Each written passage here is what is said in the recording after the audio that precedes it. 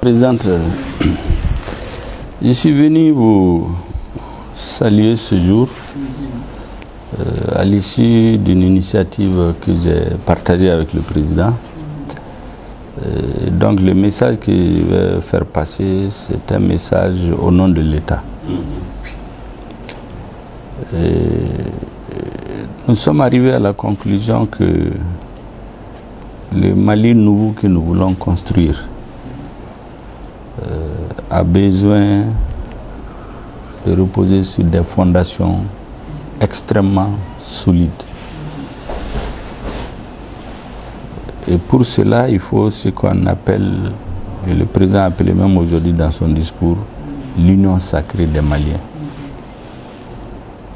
L'union sacrée des Maliens, ça veut dire quoi? Ça veut dire que dans notre histoire contemporaine, depuis les années 1940, quand la lutte pour l'émancipation des pays africains a commencé, jusqu'à aujourd'hui, à peu près 70-80 ans, tous les grandes figures, tous les grands fils du Mali qui ont eu à un moment donné de notre histoire à parler et à agir au nom du peuple malien. Hier c'était le peuple soudanais, depuis 1960 c'est le peuple malien. Ces grands hommes, nous devons faire en sorte qu'on ne les oublie pas. Il y a les débats politiques entre les courants politiques, ceux qui sont pour, ceux qui sont contre. Il y a les historiens qui vont écrire. Mais il y a ceux qui ont en charge de l'État aujourd'hui. Et nous pensons que pour réussir les missions de la transition, refonder le Mali, lui restituer son honneur et sa dignité, c'est une bataille pour réussir laquelle on a besoin de l'union des Maliens, de tous les Maliens. Donc tous les hommes qui ont compté dans l'histoire de notre pays, ceux des citoyens qui se reconnaissent en eux, dans leur façon de gérer le pays, dans l'héritage qu'ils ont laissé, il faut que ces enfants puissent tous se retrouver. Et c'est pour cela que nous avons pris la décision qu'à l'occasion de ce grand événement, certainement ça va continuer, en tout cas c'est ce que nous souhaitons, d'avoir un processus de réhabilitation de ces grands hommes. Ce qui a pu ne pas marcher sous eux, qui a même pu être négatif, ça c'est le passé. Mais il y a ceux qu'ils ont laissé de positif, qui est l'héritage commun des Maliens. Nous devons le garder, nous devons le rechercher, le mettre en valeur et construire le pays sur cette base-là. C'est comme ça qu'on aura l'union sacrée de tous les fils du pays pour faire face aux difficultés du moment, qu'aucun courant politique seul ne peut affronter et les réussir. Et le président Amadou Toumani Touré, comme tout grand homme, a ses partisans, ses adversaires, même ses ennemis, mais une partie des Maliens se reconnaît en lui, se reconnaît dans ce qu'il a fait. Et nous sommes bien placés pour avoir travaillé avec lui, que comme tous les hommes, il a fait des erreurs, peut-être même des erreurs graves, mais c'est quelqu'un qui aime le Mali. Ça, c'est très important.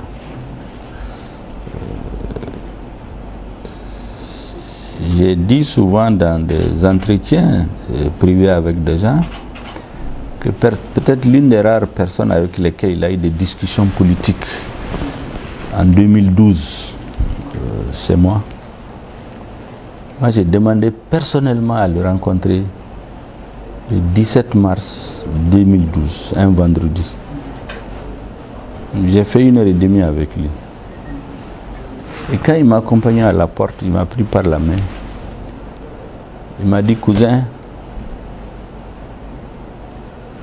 tu sais, quelqu'un qui a tété le lait malien, qui a le sang malien qui coule dans ses veines. Il y a des pays qui ne l'aimeront jamais.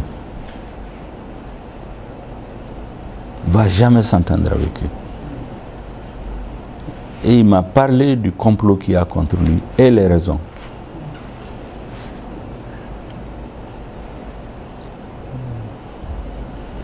Il m'a donné 4 raisons que je cite de mémoire. Le fait qu'il a refusé que l'armée malienne rentre dans un complot pour faire la guerre en Côte d'Ivoire. Le fait qu'il ait refusé qu'il y ait une base étrangère militaire sur notre territoire. Le fait qu'il ait refusé de signer l'accord de réadmission des Maliens qu'on devait chasser, mettre dans des avions et les envoyer. Et enfin le fait qu'il ait refusé d'aller insulter Kadhafi dans des forums alors que les Maliens les ont vus ensemble. Il y a des pays qui ne lui pardonnent pas cela. C'est vers 21h parce que moi j'étais allé lui dire quelque chose que peut-être beaucoup de gens n'osent pas lui dire.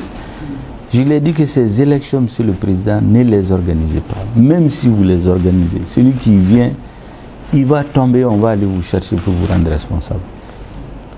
Il me dit, mais qu'est-ce qu'il faut faire? J'ai dit, réunissez les forces vives. Dites-leur la vérité. Des gens vont vous attaquer, d'autres vont vous insulter. Mais la majorité des Maliens vont vous dire de rester, faire la guerre, libérer le pays et faire les élections. Il n'est pas de ce monde, mais il m'a dit qu'il va réfléchir. Peut-être la semaine prochaine, il va s'adresser à la nation.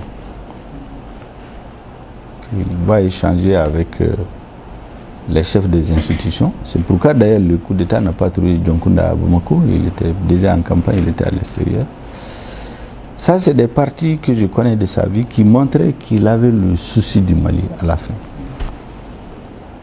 Ça, beaucoup de gens ne savent pas. Donc, il aimait le Mali. Il peut s'être trompé. Il s'est d'ailleurs trompé comme tous les hommes, ça arrive.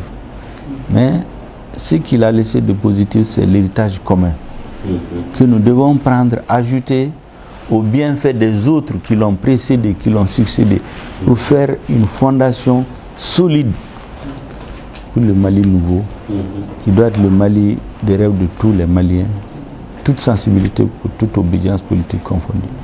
Donc nous sommes venus aujourd'hui pour rendre hommage à ce grand homme qui a parlé, comme je l'ai dit, et agi à un moment donné de notre histoire au nom de notre peuple. C'est au nom de la continuité de l'État que je suis venu vous saluer et faire des bénédictions ensemble pour lui. Merci Madame la Présidente. Merci beaucoup, Excellence.